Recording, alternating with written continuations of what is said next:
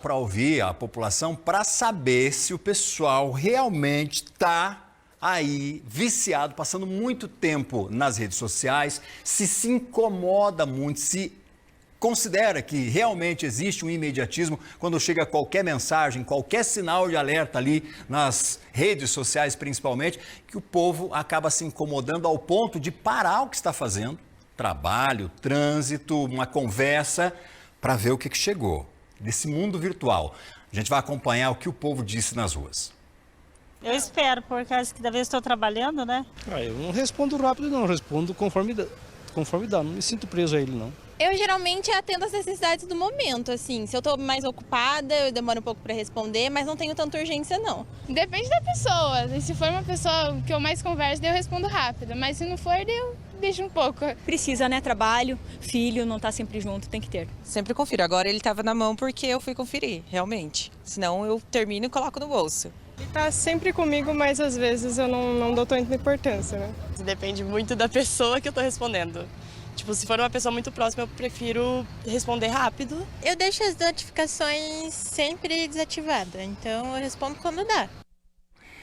Eu vou direcionar agora para a Michele a pergunta, porque nós ouvimos aqui, Michele, uma das nossas entrevistadas, falando assim, quando chega do trabalho, as pessoas nutrem ainda essa importância, muitas vezes demasiada, nas redes sociais por conta do trabalho. E aí a gente não está entrando aqui no mérito se ela é uma profissional liberal, se ela é gestora, qual é o ramo especificamente. Mas num cenário mais amplo do mercado de trabalho, isso é muito normal, é muito comum acontecer, né? Das pessoas ficarem reféns por conta do trabalho. Acontece, como anteriormente eu falei, de você utilizar o teu celular para o trabalho, estar disponível no grupo da empresa, né, para o teu chefe, no trabalho. Mas tem muitas pessoas que utilizam lá um celular lá do escritório, lá do trabalho, lá no local, e o celular fica lá. E tem o celular particular. Então, tem empresas que não deixam utilizar, já pede para deixar num armário, desligado, que é regra da empresa, não pode ter acesso ao uso pessoal. Mas algumas empresas são mais flexíveis. O que acontece? Você tem filho pequeno na escola, tiver algum incidente, alguma coisa, precisa estar disponível. Então, isso é tudo muito combinado. Você precisa ter uma gestão do teu tempo, o que é para as redes sociais, o que é para as ferramentas de trabalho, né, Ciro? Porque uma coisa é você ficar no Instagram ou no TikTok, né, Ciro, perdendo tempo. Isso. Deixando o tempo correr, outra coisa é usar para o trabalho. Para trabalho, porque, por exemplo, vamos falar do WhatsApp, né, que é uma ferramenta muito utilizada. Tirando, às vezes, os grupos, que são mensagens que talvez não são urgentes, e aí a gente entra num planejamento de tempo, o que é urgente e o que não é para você resolver, você tem que estabelecer isso, você tem que ter um planejamento e decisões sobre isso. Então, você... o que é urgente que eu tenho que responder mesmo, ou pode esperar depois, a hora que eu estiver em casa. Então, tem que haver esse gerenciamento aí das ferramentas. Agora, como cidadão, Ciro, para você, o que é urgente e o que é importante, você consegue fazer essa distinção? E a gente está falando, além de presidente da SIC também, a gente tem o Ciro cidadão, profissional, empresário. Dentro desse contexto, qual que é a tua definição do que é urgente e do que é importante? Não, eu vejo assim... Eu tenho para mim que eu não posso ser gargalo em alguma coisa. Então, o que é urgente para mim? Quando tem alguém esperando algo de uma decisão ou de uma resposta minha. Então, isso para mim é urgente, eu tenho priorizado. Grupos, como você falou, a SIC. Quando você assume a presidência da SIC, você ganha de brinde uns 200 grupos, mais ou menos. Tá? Vem no pacote. E todo dia você entra num novo. Então, grupos, quando eu tenho tempo, eu vou lá e dou uma olhada. E o que eu faço? Eu sincronizo com o relógio. Quer dizer, se a pessoa me mencionar, eu vou receber um alerta e eu vou olhar aquilo. Então, eu consigo muito bem, com o auxílio do relógio, porque daí eu já vejo aqui, é urgente, não é urgente, eu mesmo já sei quem tá mandando. Se a esposa manda, é urgente, né? Aí não tem, né?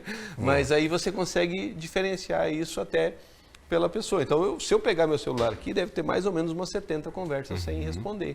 Tá? Mas eu sei de que aquelas 70 conversas que tem ali, não tem nenhuma que esteja dependendo de mim para alguma decisão.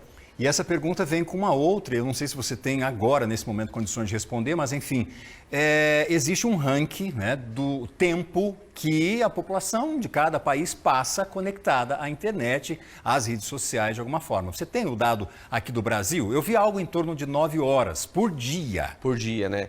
O Brasil é um dos países aí que é topo no ranking de maior consumo de internet, tanto WhatsApp quanto Instagram, como TikTok crescendo absurdamente.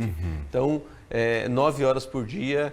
Mas essas 9 horas por dia é considerado também aqueles que utilizam para trabalho. Tem pessoas que trabalham o dia todo. O dia todo pelas plataformas. Pelas plataformas.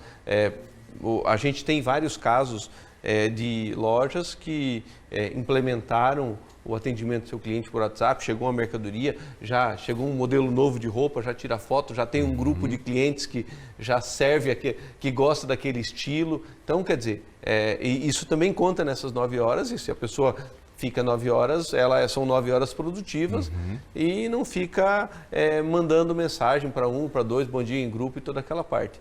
Uma coisa que eu falo, até lá na minha empresa, eu falo sempre, tem casos que se eu ficar mandando mensagem para ela, eu não vou resolver. Uma ligação resolve em 2, 3 minutos. Então, a mensagem, qual que é a dificuldade da mensagem? Ela não tem um interlocutor imediato. Então, eu mando uma mensagem para você, você vai ouvir ela, aí uma conversa que era para demorar 5 minutos, ela vai demorar 2 horas.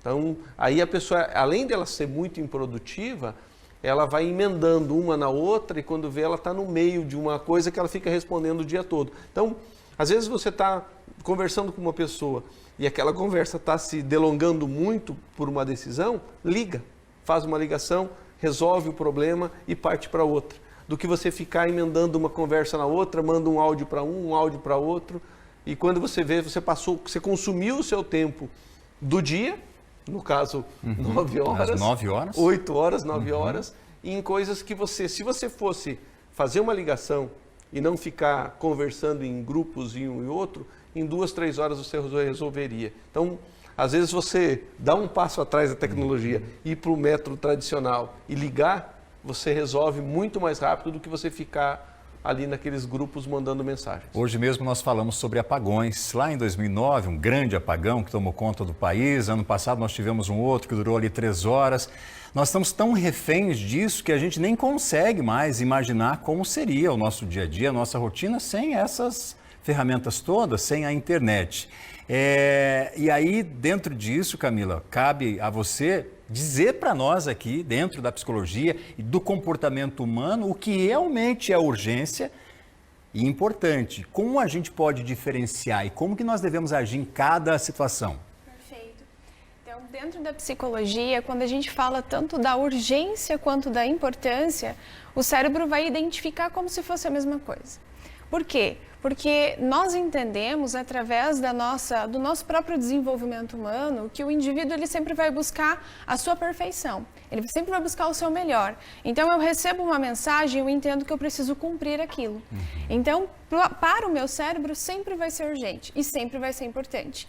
Eu preciso, na minha realidade, quando eu falo realidade, é dentro do meu planejamento, é dentro de uma estruturação, conseguir separar o que realmente é urgente para mim, então o que realmente, é algo que depende de mim e o que realmente é importante para o meu desenvolvimento, para o meu saber, para a minha participação, mas que talvez não dependa de mim naquele momento.